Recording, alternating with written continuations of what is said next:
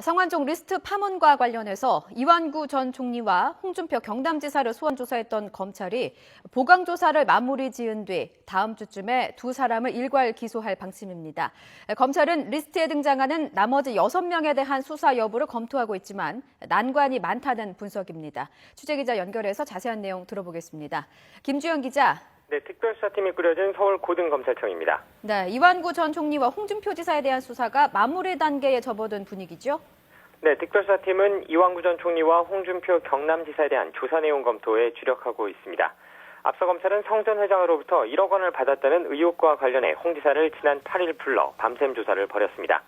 이 전 총리 역시 그제 소환해 3천만 원 수 의혹에 대해 강도 높은 조사를 진행했습니다. 검찰은 조사 과정에서 확보한 진술들을 분석하며 돈 전달 사실을 뒷받침할 추가 정황이 있는지 막바지 확인 작업을 벌이고 있는 겁니다. 조사 과정에서 두 사람은 돈 수수 혐의에 대해 강력하게 부인한 것으로 알려졌는데요. 홍 지사는 아내의 비자금까지 거론하며 성 전 회장의 돈을 받지 않았다고 강변했고, 이 전 총리도 의혹이 제기된 지난 2013년 4월 4일 성 전 회장과 독대하거나 돈을 받은 사실이 없다고 주장한 것으로 전해졌습니다. 그러나 검찰은 경남기업 관계자나 돈 전달자에 대한 다수 조사 등을 통해 혐의를 입증할 단서를 충분히 확보했다는 입장입니다. 이에 따라 검찰은 다음 주쯤 두 사람을 한꺼번에 정치자금법 위반 혐의로 기소할 방침입니다. 다만 두 사람이 혐의를 강하게 부인하고 있는 만큼 재판에서 벌어질 공방에 대비해 보강 증거 확보 작업에도 힘을 쏟을 예정입니다. 네, 이제 관심은 리스트에 등장했던 나머지 6명과 관련한 수사 여부인데요. 검찰 분위기는 어떻습니까? 네, 성완종 리스트 의혹을 풀기 위한 특별수사팀이 발족한 지 한 달이 조금 지났습니다. 이 전 총리와 홍 지사에 대한 기소 방침까지 나오면서 수사팀은 본격적인 2단계 수사 착수 시기를 저울질하고 있습니다. 두 명을 제외한 나머지 리스트 등장인물 6명 각각에 대해 수사 착수 여부와 우선순위를 결정하려는 겁니다. 검찰 관계자도 각 인물에 따라 수사 속도가 차이가 난다며 종합적인 재검토가 필요한 시점이라고 설명했습니다.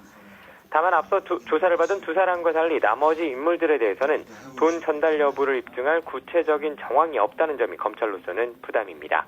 더구나 수사의 핵심 열쇠로 꼽히던 성 전 회장의 비밀 장부 등 구체적인 물증도 나오지 않아 어려움은 더 클 전망입니다.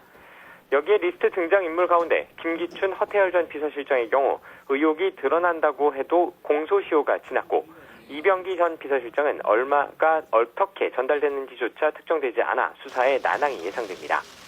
이에 따라 검찰은 경남기업 관계자들을 수시로 불러 나머지 인물들과 관련된 증거를 추가로 확보할 수 있을지 살펴보고 있습니다.